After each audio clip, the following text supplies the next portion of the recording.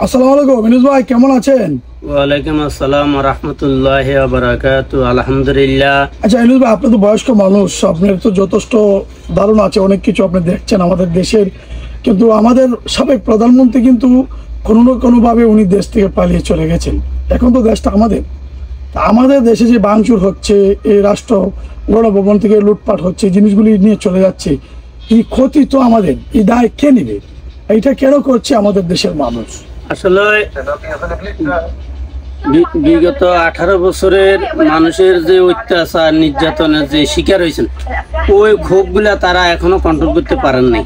তারপরে আমি বিনয়ের সাথে আমাদের বর্তমানে প্রজন্মে যারা চলে গেছেন, এরা তো গেছেনই, তাদেরকে ফলো করে আগামী প্রজন্মগুলা যাতে সুন্দর সুশৃঙ্খলে বাইয়ে বাইয়ে কাঁধে কাঁধ মিলে, ছোট বড় মুরব্বীরা মিলে, দেশে যারা সম্মানী ব্যক্তি আছেন তারা মিলে যদি দেশটাকে গড়ে তোলেন, ইনশাআল্লাহ আমার মনে হয় আমরা ভালো একটা কাতারে যাইতে পারি। বিশেষ করে যারা হিন্দু যারা আমাদের বাংলার মাটিতে আছে বাড়িঘর, তাদেরকে তাদের যাতে বাড়িঘরগুলা জ্বালানো না হয়, তাদের বাড়িঘর ভাঙচুর না হয়, তাদের দিয়ে যাতে সবার নজর থাকে। তারা আমাদের দেশের মানুষ, তাদেরকে আমাদের ছায়ে তাদেরকে বাঁচাই রাখতে হবে। অবশ্যই সুন্দর কথা বলছেন।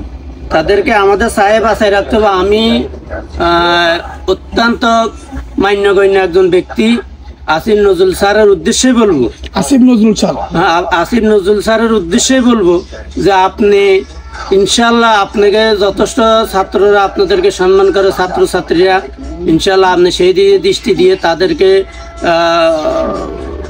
যেভাবে তাদেরকে সান্ত্বনা দিয়ে যাতে দেশের পরিস্থিতি কন্ট্রোল থাকে। আমি আওয়ামী লীগ, জামাত, বিএনপি কিছু সবাই ঐক্যবদ্ধ হয়ে আমাদের দেশটা সামনের দিকে এগিয়ে যায়, সেই প্রত্যাশায় আপনার কাছে আমার রইল।